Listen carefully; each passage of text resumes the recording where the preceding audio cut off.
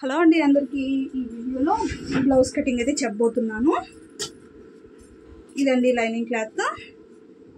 Hands అయితే cut చేస్తున్నా. First hand పొడవు వచ్చేటప్పటికి 10 ఇంచులు అండి సరిపోతుంది. కస్టమర్కి 10 ఇంచులు ఎల్బో వరకు కావాలి అన్నారనమాట.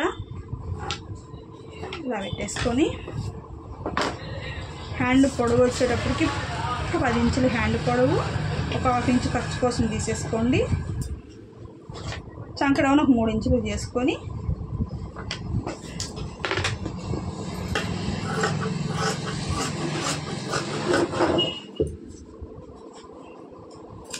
ఇక్కడ అతుకేసుకున్న తర్వాత నేను లో కటింగ్ అయితే చేస్తానండి, సరిపోతుంది.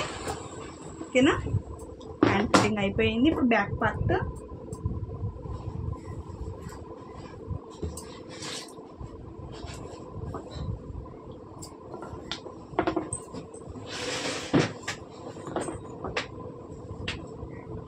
కింద అయితే ఒక 1/2 ఇంచ్ అయితే గీసేసుకోండి ఖర్చు కోసం.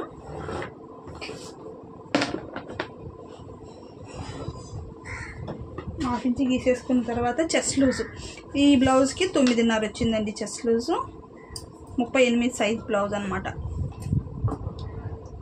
38 సైజ్ బ్లౌజ్, 2 ఇంచెస్ ఖర్చు కోసం. మన బ్లౌజ్ అంతా చెస్ట్ లూజ్ని బట్టే ఉంటుందండి. పర్ఫెక్ట్గా వస్తుంది. నడుము లూజు అవన్నీ తీసుకోనండి, ఓన్లీ చెస్ట్ లూజే తీసుకుంటాను. నాకైతే ఎటువంటి రిమార్క్ రాదు. బ్లౌజ్ కటింగ్లో పర్ఫెక్ట్గా వచ్చేస్తుంది.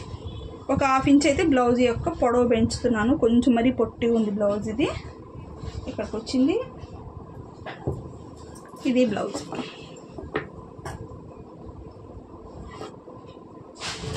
ఇలా పెట్టిన తర్వాత నెక్ వచ్చేటప్పటికి 2.5 ఇంచులు నెక్ అండి.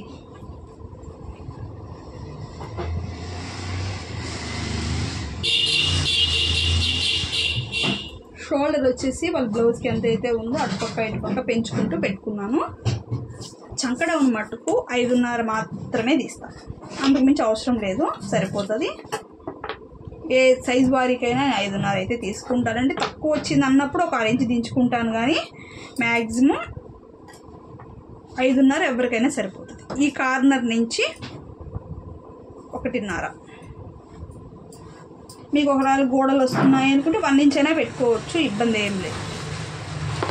ఓకేనా. ఇప్పుడు బ్యాక్ నెక్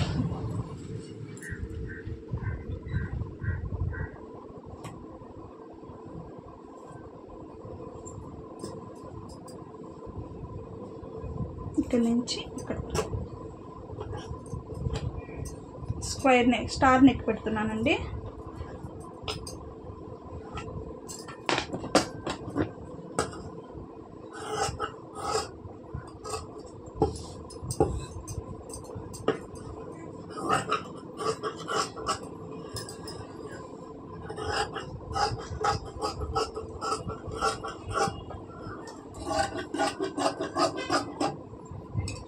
ఈ విధంగా కట్ చేసుకున్న తర్వాత నెక్ను కూడా కట్ చేసుకున్నాము. ఈ విధంగా అయిపోయింది. చూసారు ఎంత చక్కగా అయిపోయిందో. బ్యాక్ పార్ట్ అయితే ఈజీగా కట్ చేసుకున్నాము. ఇక్కడ ఒక కార్డ్ అయితే పెట్టేసుకోండి. తర్వాత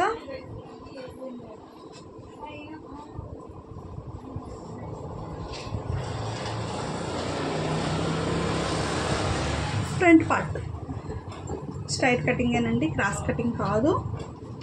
ఇక్కడి నుంచి ఇక్కడ వరకు ఇలా పెట్టేసుకొని కదలకుండా నీట్గా పెట్టుకోండి. క్లాత్ని కోరాస్ ఉండే వైపు వేసుకొని చక్కగా వస్తుంది మనకి. ఇప్పుడు చెస్ట్ పొడవు అయితే ఒక్కసారి చూసుకోండి. ఫ్రంట్ పార్ట్ వేసేసేసి షోల్డర్ దగ్గర నుంచి పెద్ద డాట్ వరకు లెంత్ చూసుకోండి ఒకసారి. ఇక్కడికి వచ్చింది.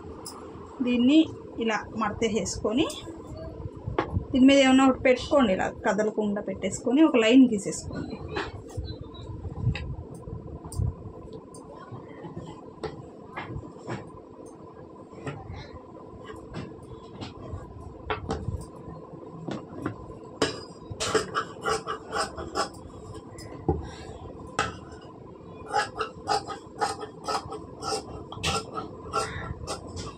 ఇలా అయితే ముందు అవుట్ సైడ్ మొత్తం నీట్గా కట్ చేసేసుకోండి. ఇలా కట్ చేసేసిన తర్వాత ఈ బ్యాక్ పార్ట్ అనేది మీరు తీసేసేయండి, ఇంకా అవసరం లేదు, సరిపోయింది కాబట్టి తీసేసి పక్కన పెట్టేసుకోండి. ఇప్పుడు ఫ్రంట్ నెక్ 6 ఇంచులు అయితే తీసుకోండి. అంటే 6 ఇంచులే పెడతామా అని కాదు, అందాజుగా అయితే 6 ఇంచులు తీసుకోండి. మన షేప్ బెల్ట్ అన్నీ కుట్టేసిన తర్వాత చెక్ చేసుకోండి. ఎలా అంటే షేప్ బెల్ట్ అంతా కుట్టేసిన తర్వాత ఇలా చెక్ చేసుకొని, ఇప్పుడు ఇది అనుకోండి ఇక్కడ నుంచి ఇక్కడ దాకా వచ్చింది అనుకోండి, కొంచెం గ్యాప్ ఉండిందంటే ఇక్కడికి ఇటు పెట్టుకొని నెక్ అనేది ఇంకా చక్కగా నీట్గా తీసుకోవచ్చు అనమాట. నేను చూపిస్తాను. ఇక్కడ రౌండ్ నెక్ అయితే తీసేసుకుంటున్నాను ఇలాగా. ఇక్కడ మనం చెస్ట్ పొడవు అక్కడ ఒక లైన్ గీసున్నాం కదా, అక్కడి నుంచి ఒక 2 ఇంచుల కాడికి ఒక మార్క్ చేసుకోండి. ఇలాగా డాట్ కోసం 3 ఇంచులకు ఒక మార్క్, 2 ఇంచులకు ఒక మార్క్, ఈ విధంగా. ఓకేనా? ఈ విధంగా పెట్టేసుకొనేసి ఇప్పుడు దీన్ని అయితే కట్ చేద్దాం.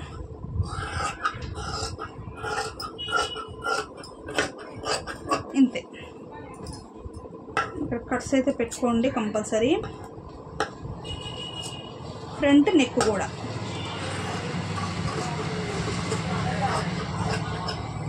ఈ విధంగా పెట్టేసుకున్నాక ఇక్కడి నుంచి ఇక్కడికి 2 ఇంచులకి ఒక కాటు, ఫ్రంట్లో కూడా కొంచెం అంటే కొంచెం లోతు.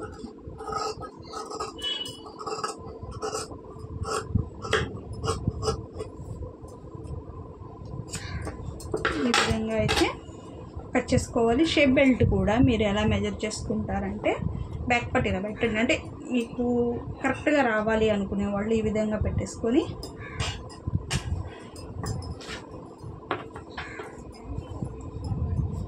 ఈ విధంగా పెట్టేసుకోండి. ఇలా కొలత వేసుకోండి. 3.5 ఇంచులకి, తర్వాత ఇక్కడ నుంచి 2.5, 3 ఈ కొలతలో కనుక మీరు షేప్ బెల్ట్ అనేది కొలుచుకున్నారు అంటే మీకు పర్ఫెక్ట్గా వస్తుంది. ఓకేనా ఫ్రెండ్స్? నచ్చితే లైక్ చేయడం మనకు అస్సలు మర్చిపోవద్దు. ప్లీజ్ వీడియోకి లైక్ చేయండి.